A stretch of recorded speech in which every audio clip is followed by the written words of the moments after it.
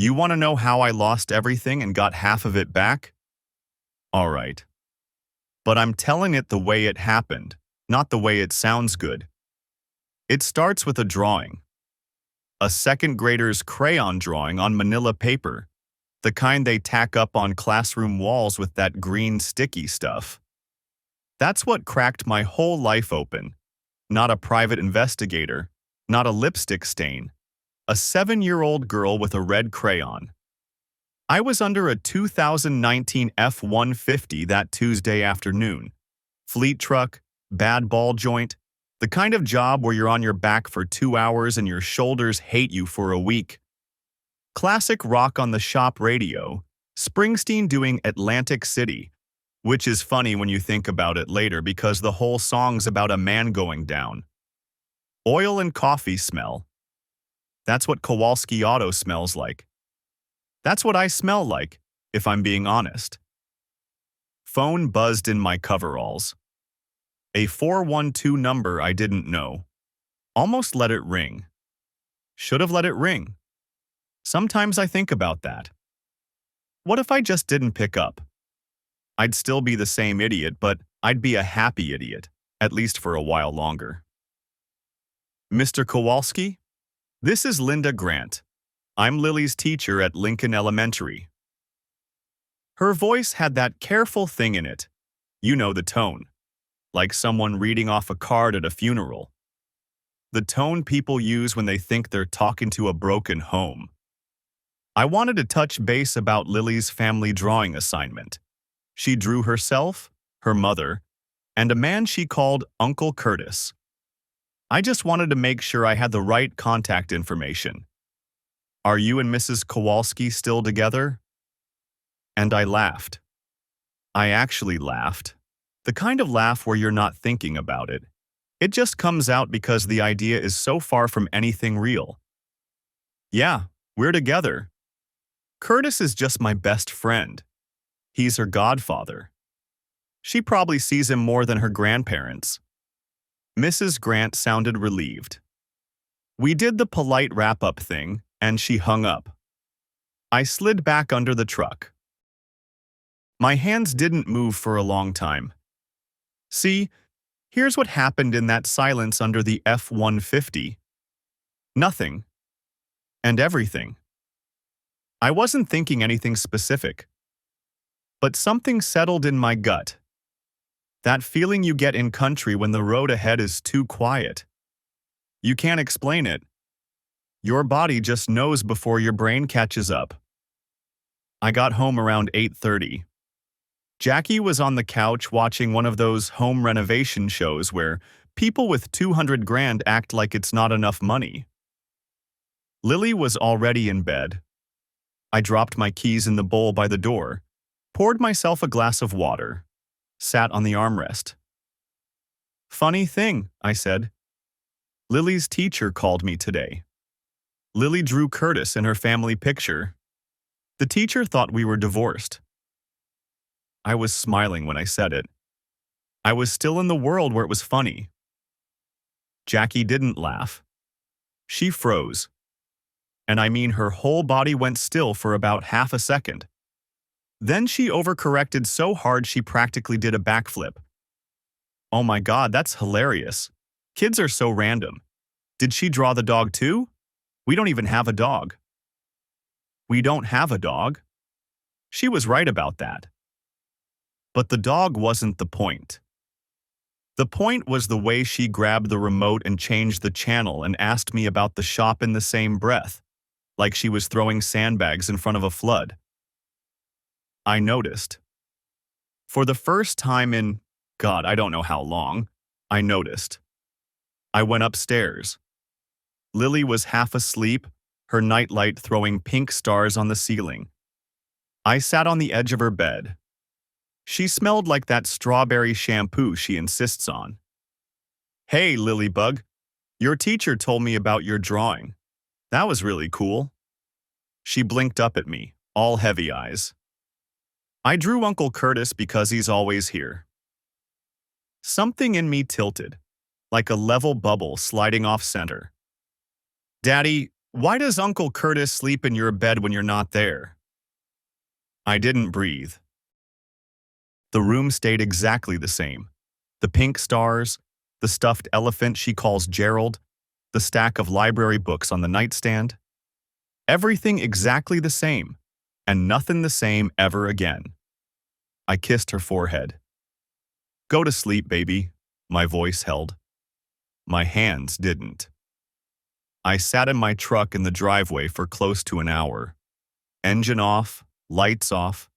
November in Pittsburgh, so it was cold, the windshield fogging from my breath. I didn't call anyone. I didn't look at my phone. I just sat there with my hands on the steering wheel, squeezing it until my knuckles popped, staring at the lit kitchen window where Jackie was cleaning up. From outside, the house looked exactly like what it was supposed to be. Warm light, clean curtains, a woman moving behind the glass. Picture perfect. A lie you could hang on a wall. I didn't go back inside. I drove to the shop and slept on the couch in my office. That couch is about 5 feet long, and I'm 5'11", so my boots hung off the end. The fluorescent light in the hallway buzzed all night. That 60-cycle hum that never quite becomes silence. I stared at the ceiling and did what I do when I diagnose a car. I went back through everything. Every moment, every conversation, every night I wasn't home, every time Curtis was there when I walked in, every time Jackie said, "Oh, Curtis fixed the dryer," or "Curtis picked Lily up, don't worry about it." Every time she said his name and I thought, good. My brother's looking out for my family. The thing about betrayal, and I didn't know this until that night, is that it doesn't just ruin the present, it goes backward. It poisons every good memory you have. Every barbecue, every birthday, every time you saw your best friend bounce your daughter on his knee and thought, he's gonna be a great dad someday. It all turns, like milk in the sun. I didn't confront anyone. That's not how I work. When I'm angry, I don't yell. I go quiet. My old man was the same way. Polish blood. We go cold, not hot. It scares people more, honestly. A man who's screaming, you can handle. A man who goes silent. You don't know what he's carrying. I told Jackie I had late jobs all week. She didn't question it. Why would she? I'd been working late for the last year and a half. She was used to me not being there. That was the whole design. Day 2, I parked my truck on Dearborn Street, 2 blocks from the house, and walked home at 4:30 in the afternoon. Curtis's Audi was in my driveway. Black A6, always polished, always perfect. The man waxed his car more than he ever cared about another human being. I stood behind the big maple on the corner, the one with the city tag on it. Felt ridiculous. A grown man hiding behind a tree on his own street. But I had to see. Through the living room window, Curtis and Jackie on the couch. They weren't touching, not right then, but her feet were tucked under his leg. His arm was on the back of the couch behind her shoulders.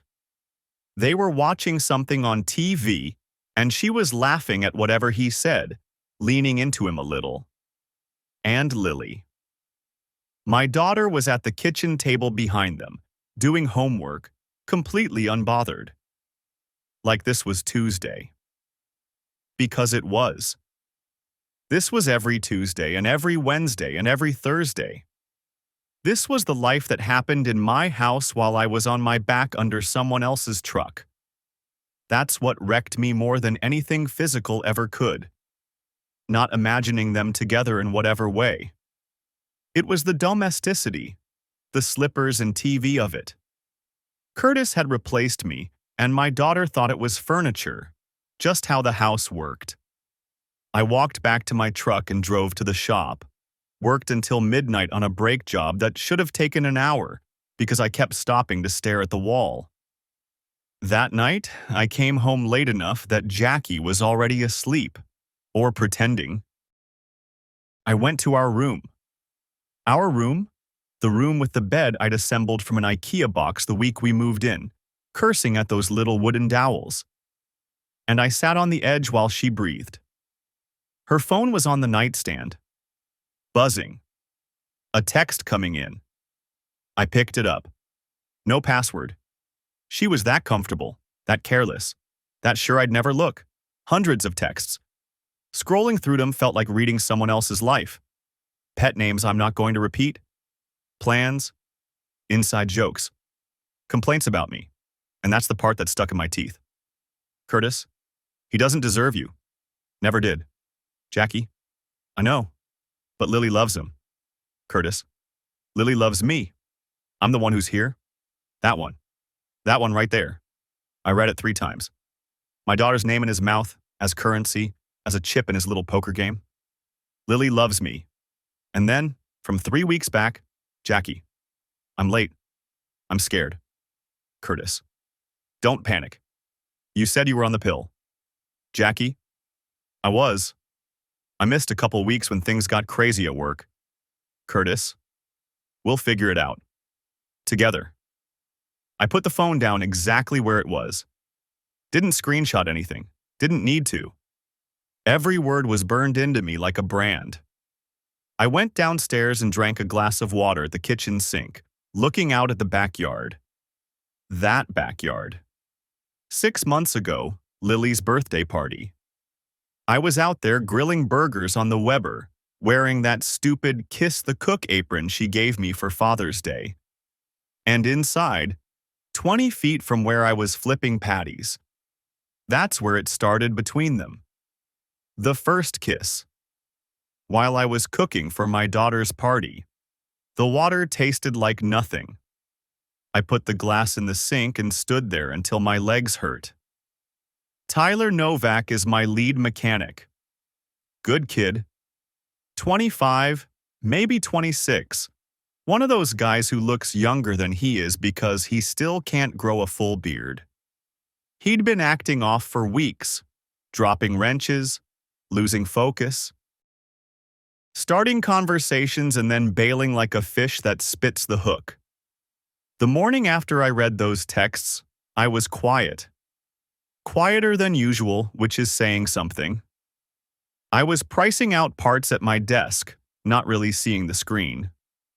Tyler came and stood in my office doorway, shifted his weight, rubbed his hands on his shop rag, the nervous tell of a man who works with his hands.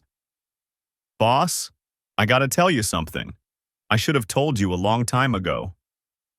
I looked up at him. Didn't say anything. I was at Mulligan's a few months back. Lawrenceville, you know the place. I was in the back booth. Curtis was in the next one over with a couple of guys, insurance guys, the kind with the nice watches. He'd had a few. Tyler was looking at the floor like it owed him money. He was talking about Jackie, about you. He said he'd been in love with her since the night he introduced you to, that he waited 10 years. Tyler's jaw was working, like the words tasted bad. One of the other guys said, "That's cold. He's your best friend." And Curtis, I'll never forget this, Dom. He kind of laughed, real quiet, and he said, "He's my best friend because I let him be. I gave him Jackie. Now I'm taking her back." The shop was loud around us. Pneumatic wrench going in the next bay, radio playing the Kinks, normal sounds, world going on. "How long have you known?" I asked. Tyler looked like he wanted to vomit. 3 months. Okay. I closed my office door.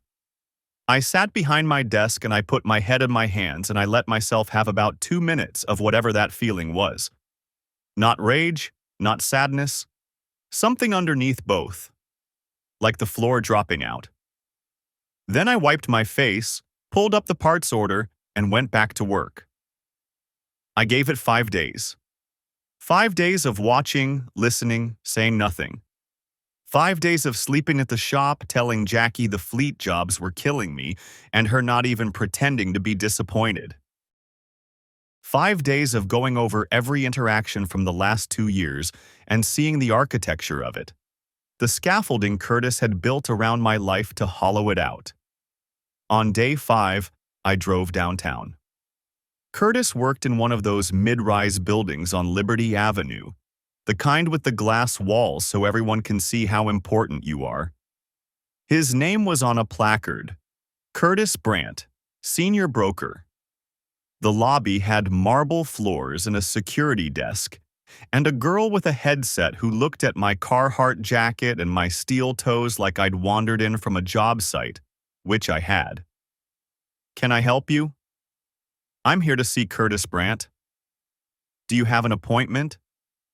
"Tell him it's Dom." She called up. I could hear her voice change when Curtis told her to send me up. Like it was fine now, the guy in the work boots had a friend in the building. I took the elevator. The carpet in the hallway was so thick it ate the sound of my steps. Curtis's office had a view of the river. He was behind his desk in a blue shirt with the sleeves rolled up, looking exactly like what he was. A man who made his living talking people into things. He looked up and smiled. Big, natural smile. 28 years of practice. "Dom, what are you doing downtown? You want to grab?" "My daughter drew you instead of me in a family picture." The smile didn't die. It was killed. I watched it happen, like a light switch, not a dimmer. "She told me you sleep in my bed when I'm not there." He stood up. His hands went to his desk, then his pockets, then his desk again. He couldn't find a surface to hold on to. "Dom, listen, let me—" 28 years. My voice was flat. I could hear it from outside myself, like listening to a recording. "You were the first friend I ever had. Dearborn Street, you and me, 6 years old. I would have taken a bullet for you. I almost did, twice, in Kunar Province. Once in that alley outside the outpost, and again at the checkpoint when the whole thing went sideways.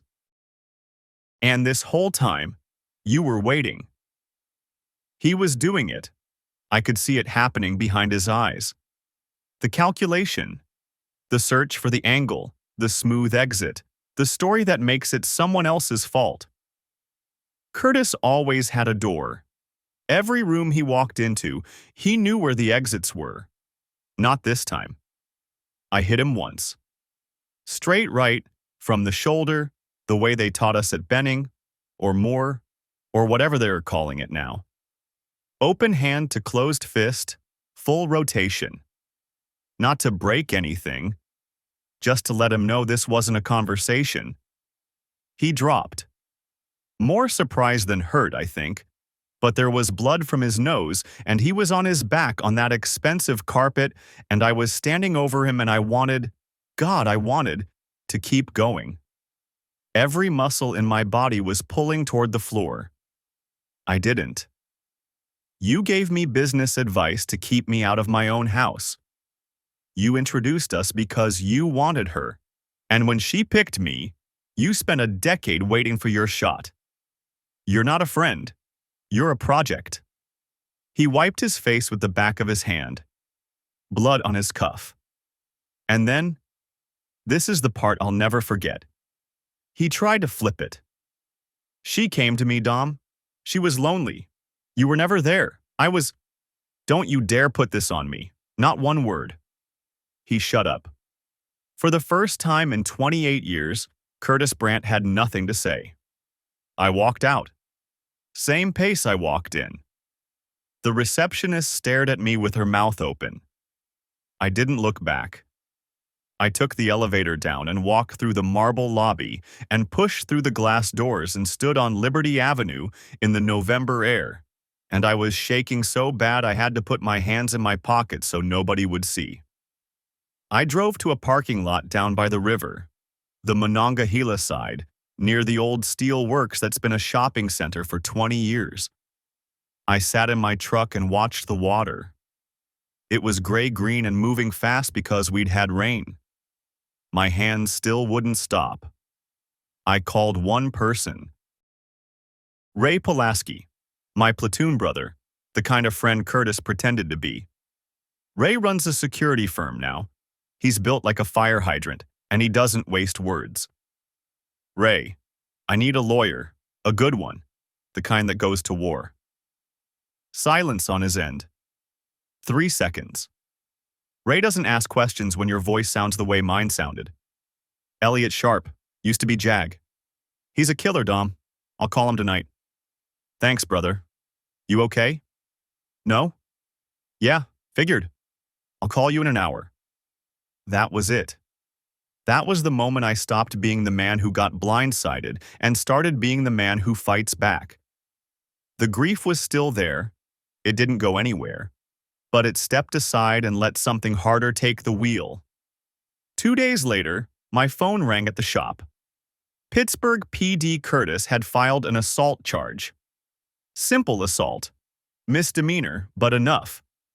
He had photos of his bruised face, looking pitiful, all swollen cheekbone and sad eyes.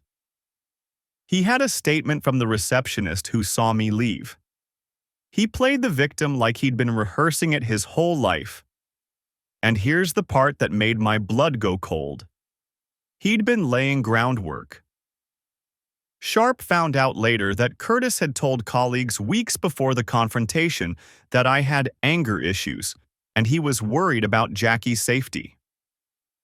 Weeks before. Before I knew anything. He was building the frame before the picture even existed. That's who Curtis was. That's who he always was. The rest of us played checkers. Curtis played chess. And he started playing when we were 6 years old. Jackie called me that night. Not to apologize, not to explain, to scream. You hit him? What is wrong with you? He's pressing charges, Dominic. She said his name with more concern than she'd said mine in a year. You assaulted him at his job, in front of people. Do you know what that looks like? Do you know what it looks like when your best friend sleeps in your bed? Silence. 2 seconds. Then she went around it like it wasn't there. Curtis says I should file a PFA. A PFA, protection from abuse. She wanted a restraining order against me.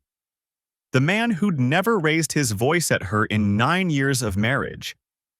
The man who coached Lily's t-ball team and braided her hair before school because Jackie could never get the part straight. And those 2 words, Curtis says, told me everything I needed to know. He was coaching her, directing her. This wasn't a woman acting on her own fear. This was a chess piece being moved by the same hand that had been moving all of us for years. That's my house, Jackie. My name is on the deed. I built that porch with my own hands. I want you out.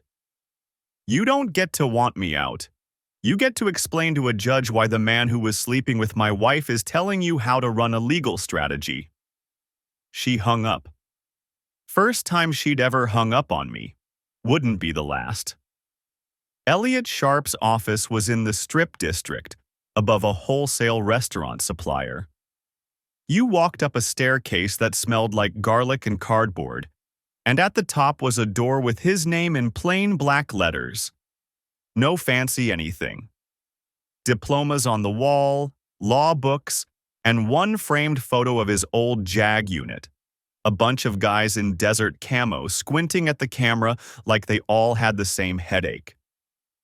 Sharp himself looked like a high school math teacher who'd gotten in a fight and won. Thin, gray at the temples, wire glasses, hands that were always moving. He'd been Army JAG, military lawyer, and then came home and opened a practice that specialized in the exact intersection of criminal defense and family law that my life had become. The punch was stupid, he said. First words after I sat down. You know that. I know. But it's a misdemeanor, first offense, And you were provoked in a way that would make any judge in Allegheny County nod. I can work with it. He leaned back. What I need from you now, and I mean starting this second, is discipline. No contact with Curtis. No contact with Jackie unless it's about Lily. And even then, text only.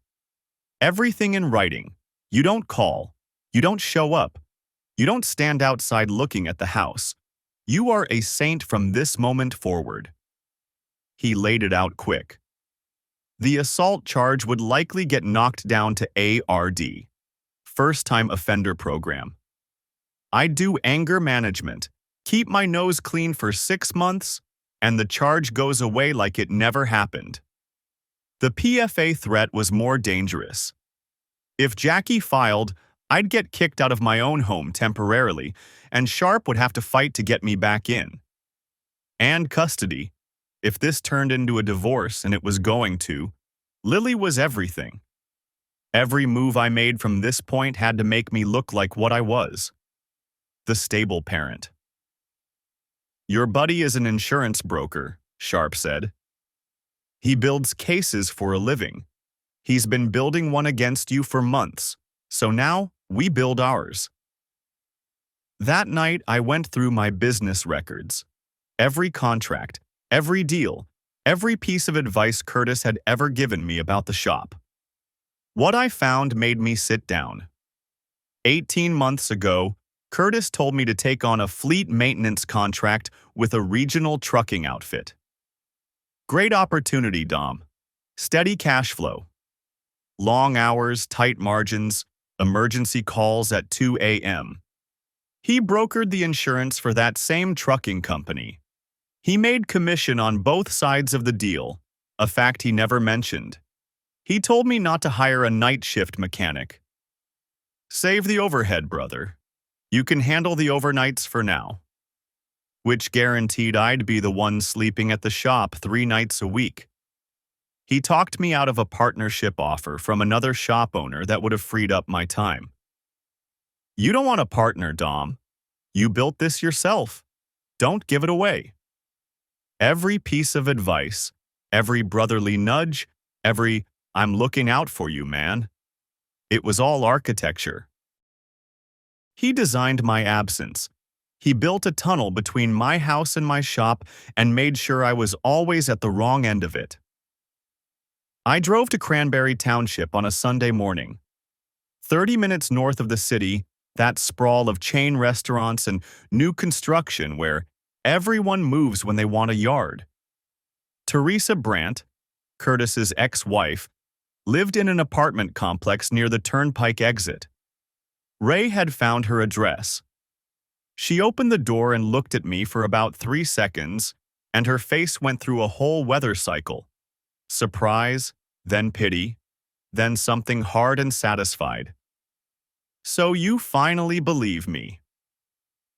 2 years ago, Teresa had called me. She'd just left Curtis, and she was trying to tell me something I didn't want to hear. I'd said, Teresa, I'm sorry about you and Curtis, but you can't drag me into your divorce. Jackie and Curtis? Come on, that's ridiculous. And I'd hung up. I'd even told Curtis about the call, and he'd shaken his head sadly and said, She's crazy, Dom, making stuff up to hurt me because I wouldn't give her the house. I believed him. Of course I believed him. I'd known him since I was 6. Teresa's apartment was small but clean. She'd rebuilt. She had a job, a cat, a little balcony with dead plants because it was November. She sat me down at her kitchen table and poured coffee into mismatched mugs and told me everything. When I married him, I found a box in his closet. Not hidden, just tucked behind some boots, journals, years of them, about Jackie. She paused, stirring her coffee slowly. Not love letters, Dominic. They weren't romantic. They were like operational notes. Her schedule, her habits, notes about you, what you were doing wrong, where you were falling short, how he could do it better. Pages about how you stole her from him. Plans to get her back. Photos of her he'd taken at your barbecues, at Lily's christening. Photos she didn't know he was taking. I asked the question that had been eating me since the office. Then why did he introduce us in the first place? Teresa almost laughed. It was in the journals. He thought she'd turn you down. You were a grease monkey. She was a college girl. His words, not mine. He figured he'd play matchmaker, you'd crash and burn, and she'd come running to him because he was the thoughtful friend who tried to help. Except she didn't turn you down. She liked you. And that was the thing he never forgave. I didn't say anything. The coffee was getting cold in my hands. I confronted him. He turned it around on me. Said I was insecure, paranoid, jealous. I pushed harder and he got not violent, worse, cold, methodical, made me feel like I was losing my mind. That's his gift. She sipped her coffee. When I called you, the affair hadn't started. Not yet. Jackie told me to my face I was paranoid. And she was telling the truth as far as she knew. But Curtis was already working on her. Setting it up. He's patient, Dominic. He waits years. She got up from the table and came back with a USB drive. Silver, scuffed, the size of a thumb. I kept copies of the journal entries, screenshots from texts I found on his phone during the marriage. Nothing physical between them at that point, but the emotional stuff was already over the line. And a voicemail he left Jackie during our divorce, thinking I wouldn't find it. He told her not to worry about me, that once the divorce was done, things will be different. She put the USB drive on the table between us. I knew this day would come. I just didn't know if you'd be smart enough to come knocking. I picked up the drive. It weighed nothing. It weighed everything. Teresa, I'm sorry I didn't listen. She looked at me with eyes that had already done all the crying they were going to do. I know you are. Now go burn it all down. Pittsburgh's a small city pretending to be a big one. 6 degrees of separation? Try 2. Everybody knows everybody, and if they don't, their cousin does. That's how Natalie Voss found me. Natalie was Jackie's best friend, fellow nurse at UPMC Mercy. They'd worked the same ER shifts for years. Tyler knew her through some cousin of a cousin thing. This is Pittsburgh, like I said. And Natalie reached out through him, asking to meet. We sat in a coffee shop in Bloomfield. She was a small woman, dark hair pulled back, bags under her eyes. She kept both hands on her mug like she was trying to warm them, even though the place was heated. I should have called you sooner, she said. I've been carrying this for months and I can't do it anymore. I waited. I'd gotten good at waiting. Jackie told me about Curtis about a year ago. Not that anything physical had happened, but she said she had feelings for him. That he got her in a way you didn't. I told her she was out of her mind. She said she'd stop. She said it was just a crush and she'd put distance between them. Natalie shook her head. She didn't. It kept building, and by last spring it wasn't just feelings anymore. And the story she was telling, it was like a script someone else wrote. Dom's never home. He doesn't listen. Curtis understands me. Every time, same words. Because Curtis wrote them. Yeah. Natalie's jaw tightened. I tried to push back. I told her, Dom works because he's trying to provide for you. Curtis is single with no kids and all the time in the world. That's not the same as being a better husband. She got angry. Stopped telling me things after that. She looked into her coffee. But I was there for one thing she couldn't take back. I was with her at the hospital when she took the pregnancy test. Her hands were shaking. She looked at me and whispered, "I don't know whose it is, Nat." That landed where she meant it to land. She told Curtis before she told you. And his reaction, she told me this herself, he was happy. He said it might be their chance to start fresh. Fresh? Like your daughter didn't exist. Like your whole marriage was just a rough draft. Natalie set her coffee down. Dominic, she's not an evil person. She's a weak one. And Curtis, he isn't a person. He's a project manager. He managed your whole life like a business plan. I asked her if she'd put what she knew in writing. For my lawyer. She said yes before I finished the sentence. The PFA papers hit me at the shop. A constable walked in during business hours. Tyler and two other guys were right there, mid-oil change, and they all stopped what they were doing when the uniform came through the bay door. Temporary PFA. I couldn't go within 500 feet of Jackie or the house. I got supervised visitation with Lily.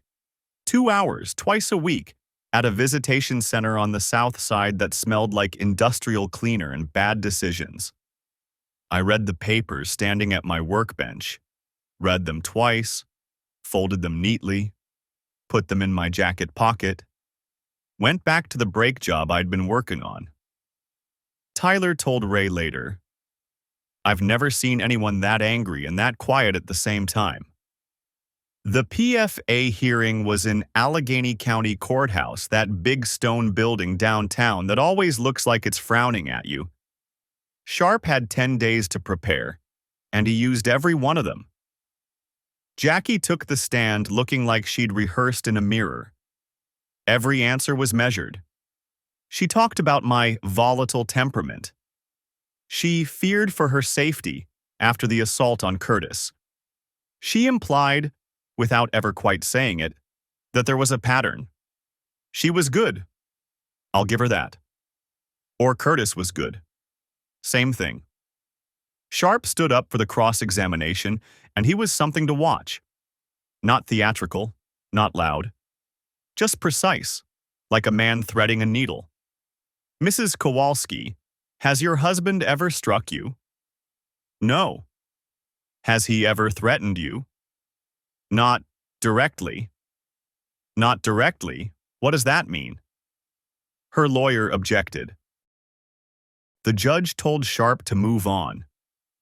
"Has your husband ever damaged property in anger, punched a wall, broken a dish, anything like that?" "No." "Has he ever raised his voice at your daughter?" "No." And then she added, without being asked, maybe because the truth was pulling it out of her, "He's a good father." Sharp paused long enough to let that settle in the room. "So the sole basis for this protection from abuse order is that your husband struck the man who was sleeping with you in your bed. Is that correct?" Jackie's lawyer was on his feet before the period hit. Objection. Sustained. But the judge heard it. You could see it register behind his glasses. Sharp brought in Teresa's material. Not the full affair story, but enough to paint Curtis as someone with a documented pattern of obsessive behavior and manipulation. He framed my punch as a one-time provoked incident, which it was. He called Natalie Voss, who testified, calm and steady, that Jackie had never once expressed fear of me. Only frustration that I work too much. Natalie told the court that Jackie had called Curtis her safe place. Not once had she called me dangerous. The judge denied the PFA, insufficient evidence of a pattern or credible threat. Sharp found me in the hallway after. He was almost smiling, which for him meant one corner of his mouth twitched. "You can go home." "I'm not going home. File for divorce, file for primary custody." He looked at me for a long moment. Then he nodded. "Okay, then we go to war." I moved into the apartment above the shop. 2 rooms and a bathroom, Probably hadn't been occupied since the 80s. Water stains on the ceiling. Radiator that clanked like a ghost with a grudge. I cleaned it out, patched the walls, and painted Lily's room myself. I did stars on the ceiling. Hand-painted, not stickers, because my daughter deserves real stars even if they're crooked. I built her a bookshelf out of scrap lumber from DeMarco's shop. Stocked the fridge with her yogurt tubes and those little cheese wheels she likes. It wasn't much, but it was clean and it was honest. Meanwhile, I went through the business. The fleet contract Curtis had brokered was a mess once you actually read the fine print. High deductibles, penalty clauses for late service, liability coverage that wouldn't protect a bicycle. Ray connected me with a forensic accountant, a veteran named Walsh, who looked like an accountant the way a pit bull looks like a house pet. Walsh found that Curtis's brokerage had earned double commission on the deal, a referral kickback from the trucking company that was never disclosed to me. That wasn't just betrayal. That was a licensing violation. Sharp filed a complaint with the Pennsylvania Insurance Department before the week was out. I renegotiated the fleet contract directly, cutting Curtis out. I hired a night shift mechanic, a young vet Ray recommended, a kid from Wilkinsburg who showed up early and left late and reminded me of myself 10 years ago. And I finally called Frank DeMarco, the shop owner who'd offered me a partnership a year ago, the deal Curtis talked me out of. Frank came by the shop on a Tuesday. Big guy, hands like catcher's mitts, third-generation mechanic. He looked around, looked at the books, looked at me. "Curtis told you not to do this?" "Yeah." Frank shook his head slowly. "I met that guy once, at your Christmas party. He shook my hand and I swear I could feel him measuring me, like he was deciding if I was a threat." He stuck out his hand. "Let's do this." Kowalski and DeMarco Auto Repair. For the first time in 18 months, I was home by 6. Except home was a 2-room apartment above a garage. But it was mine. Sharp filed for divorce on grounds of adultery. Pennsylvania still lets you do that, fault-based, and Sharp wasn't interested in playing nice. He filed for primary physical custody of Lily at the same time. Jackie was blindsided. She'd expected me to crumble.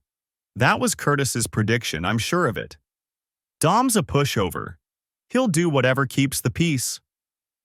And maybe the old Dom would have. The Dom who was too busy working to notice his life being stolen. That Dom might have signed whatever she put in front of him just to make it stop. That Dom was dead.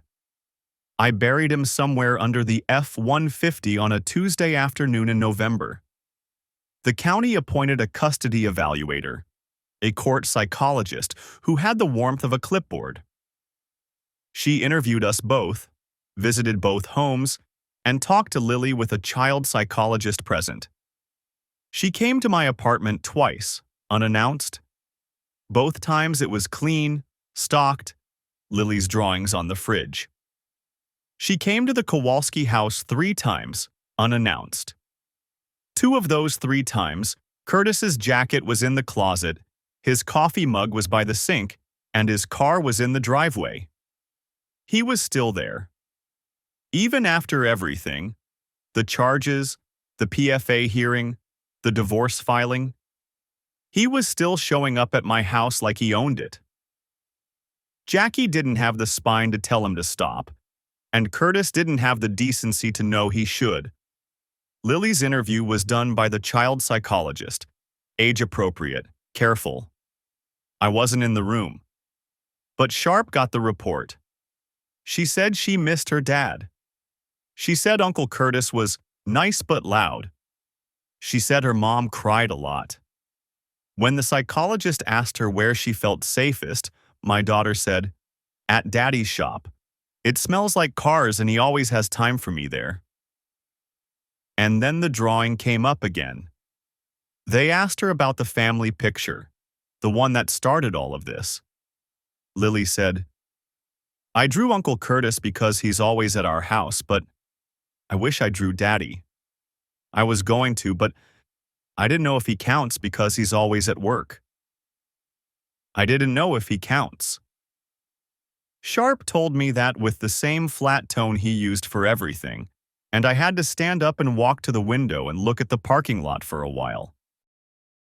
It cut both ways, showed I wasn't around, but showed why, and showed that my kid's heart was pointing at me even when I wasn't there. That was enough. That had to be enough. Jackie was 5 months pregnant by then, visible, undeniable. During the evaluation, they asked her about the pregnancy. She admitted she didn't know the paternity. Sharp requested a prenatal paternity test, non-invasive, just a blood draw, legal in Pennsylvania. Jackie's lawyer fought it. The court ordered it anyway because paternity mattered for custody and living arrangements. The results came to Sharp's office. He called me in. I sat in the same chair I'd sat in the first time. Same diplomas on the wall, same photo of the JAG unit. Sharp had the envelope on his desk, already opened. The baby is yours. I sat with that. Didn't speak. The clock on his wall ticked, one of those old analog ones, and I counted maybe 30 ticks before I trusted my voice. Mine. Yours. Which changes the landscape. You have parental rights to the unborn child. It also strengthens your position significantly. She was carrying your baby while doing what she was doing. I'd wanted a clean break, a straight line. This tied me to Jackie forever. But it also tied me to my kid. And the math on that wasn't complicated. I want custody of both, primary, both kids. Sharp nodded like he'd known I'd say that. When Jackie found out the baby was mine, something shifted. I heard about it secondhand. Natalie told Tyler. Tyler told me. The chain of whispers that runs through Pittsburgh like the rivers. Jackie called Curtis. Voicemail. Called again. Voicemail. She texted him and he responded once. I think we both need space. But don't let that fool you into thinking Curtis went quietly. He didn't. Not at first. In the weeks after the paternity results, he tried everything. He called Jackie's mother and told her I was unstable and had been threatening Jackie for months. He emailed 3 people at my shop, business contacts he still had from brokering the fleet deal, and suggested I'd been skimming from the fleet contract. Complete fabrication, but it took Walsh the accountant 2 days to put out that fire. He even showed up at Lily's school once, tried to sign her out for an early pickup. The school called me because my name was on the contact list and his wasn't. That one scared me more than anything else he'd done. Sharp sent a cease and desist that read like a declaration of war. He spelled out everything we had, the journals, the financial fraud, Tyler's testimony, Natalie's statement, and he made it clear. If Curtis didn't back off, every piece of it would be entered into the public record of the divorce proceedings. Every colleague, every client, every future employer would see the diaries, the obsessive photographs, the operational notes about another man's wife. That's what stopped him. Not conscience, not shame. The threat of exposure. Curtis could survive being the guy who slept with his best friend's wife. That's a bad look, but people recover. He couldn't survive being the guy with the journals, the guy who planned it for a decade. That turns you from a villain into something people cross the street to avoid. His brokerage license was under review. The assault charge against me was collapsing. And now, Sharp had a loaded gun pointed at his reputation. Curtis did what you'd expect from a man who'd spent his whole life calculating risk.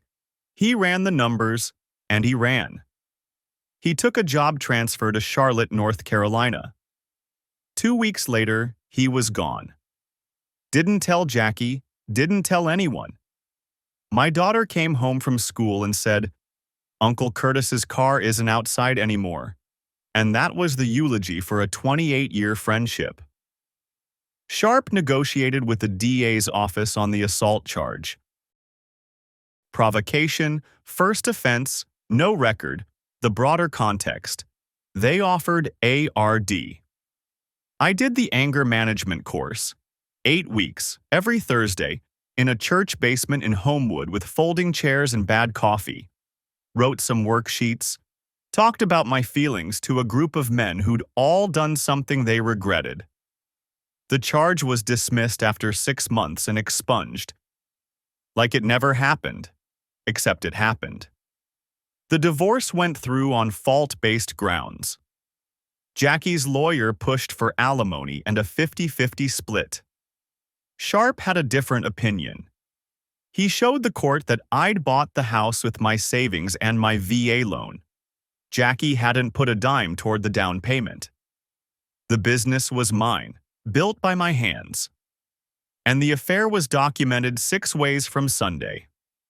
The judge gave me the business outright. The house was sold, proceeds split 60-40 in my favor. No alimony. Jackie walked away with her nursing salary, her share of the house money, and the knowledge that the man she'd gambled on hadn't even bothered to say goodbye. Custody. The evaluator recommended primary physical custody to me. Stable home, community support, Lily's stated preference. Jackie got every other weekend and 1 evening a week. Joint legal custody on the big decisions. For the baby, my son, once he was born, the same arrangement would apply, adjusted as needed. His name is Walter, after my old man. He's 7 months old now. For the first few months, I had him 1 day a week and a couple of overnights. Judge's orders. And it made sense. He was nursing. But Jackie switched to formula early, and as he got bigger, the schedule grew. Now she drops him off at the shop 3 days a week. She pulls up, unbuckles the car seat, brings him to the door. We exchange about 6 words. I'm not cruel. I'm not warm. I'm done. There's a difference. Lily's in 3rd grade now. She's still drawing. She drew a new family picture a few weeks ago. It's on the fridge right now. 4 people. Lily, me, baby Walter, and a dog we don't have yet. At the bottom, in that shaky handwriting that makes my chest tight every time. My Family by Lily Kowalski. No Uncle Curtis. The shop is doing well.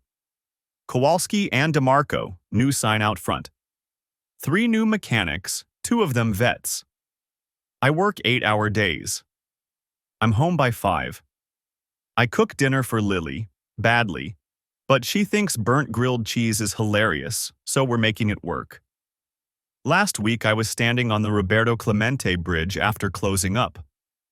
Cold night, the Allegheny running dark underneath, city lights doing their thing on the water. My phone buzzed. Unknown number. For a second, my stomach dropped. You get a thing about unknown numbers after what I went through. Text message. Dominic, it's Teresa. I heard how things turned out. I'm proud of you. You did what I couldn't. You got free. I typed back. Thank you for the USB drive. I should have listened 2 years ago. 3 dots. Then, you listened when it mattered. I put the phone in my pocket. Stood in the bridge for another minute, watching the river move. I wasn't happy, wasn't healed. Wasn't the man I was before because that man was an idiot and I don't miss him. But I was standing.